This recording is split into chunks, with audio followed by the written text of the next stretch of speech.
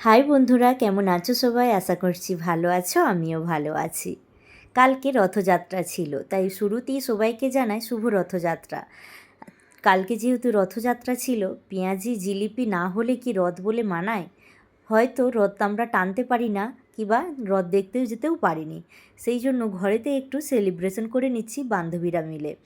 আমি বানাচ্ছিলাম পেঁয়াজি, তার সাথে একটু চিজ পকোড়া আর একটু টমেটো পকোড়াও বানিয়েছিলাম। ইশিকাকে আগে ট্রাই করালাম, ও বলছে ভালোই হয়েছে। এই চিজ পকোড়াটা আমি আগে কোনো দিনই বানাইনি, কিন্তু একদিন হোটেলে খেয়েছিলাম অনেক দিন আগে। তো সেটাই ইশিকাকে বলছিলাম যে হোটেলে জানো তো এটা খেয়েছিলাম। বলছে আমি ছিলাম? আমি বলি হ্যাঁ তুমিও ছিলে, ভুলে গেছে, অনেক দিন আগেই খেয়েছিলাম। তো বান্ধবীরা মিলে যেহেতু খাবো, আর সোনাই আজকে বানাবে একটু কেশরিয়া চা। কোনো দিন খাইনি, ও প্রায় আমার দিকে মাঝে মাঝে কেশরিয়া চা, তারপর ক্যারামেল চা এসব বানিয়ে বানিয়ে প্রায় খাইয়ে থাকে, আর দারুণ চা বানায় শোনায়। তো সেই লোভটা সামলাতে পারলাম না। ওর মানি যখন বলল যে চলো আজকে সবাই মিলে চা খাবো, আমি বলি চলো তাহলে আমিও কিছু বানাই, ওর মানিও কিছু বানাবে, একসাথে বসে চাটা খাওয়া দাওয়া হবে। তো সেই জন্যই আমি তাড়াহুড়ো করে এইদিকে ভেজে নিচ্ছি পকোড়াগুলো।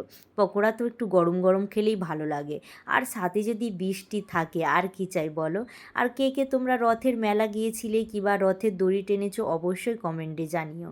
আমরা তো আর রথ টানতেও পারি না, দেখতে যেতেও পারি না, এখানে কোথায় হয় জানি না। কৃষ্ণ মন্দিরে হয়, কিন্তু কোনো দিন যাইনি যেহেতু জানি না ঠিক একটা।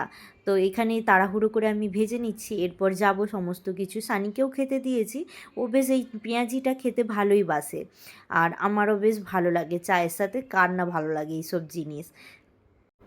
সব রেডি করে চলে যাব এবারে খাওয়া দাওয়া করতে একসাথে। আর এখনও আমি রাতের রান্না পর্যন্ত তখন করে উঠতে পারিনি। এসে একদম রান্না বান্না করব, এটা সন্ধেবেলাই বানাচ্ছিলাম। ওদের বাড়িতে অনেক কিছু আয়োজন, এই দেখো জিলিপি, ফাফড়া, আর এটা সুইটকর্নের পকোড়া। তার সাথে আমি তো পেঁয়াজি এসব নিয়েই এসেছি। জিলিপির সাথে ফাফড়া খেতে দারুণ লাগে। আর এলিনকে বলছি চিজ পকোড়াটা কেমন হয়েছে গো? বলছে আন্টি ভালো হয়েছে, খুব সুন্দর লাগছে। এই দেখো সবাই মিলে বসে পড়েছি একসাথে খাওয়া দাওয়া করবো বলে। আর চাটা যা সুন্দর বানিয়েছিল না সোনাই, কি বলবো। কেশরিয়া চা, ওপরে একটা কেশর দিয়ে দিয়েছিল, দারুণ দারুণ, মানে চাটা খেয়ে পুরো মুগ্ধ হয়ে গেছি। এই রকম চা তোমরাও ট্রাই করতে পারো। তোমরা কালকে কে কীভাবে কাটালে অবশ্যই কমেন্টে জানিও। আর আমার ভিডিওটা যদি ভালো লাগে একটা লাইক কমেন্ট অ্যান্ড শেয়ার করে দিও। আজকের মতন আসি, বাই, টাটা।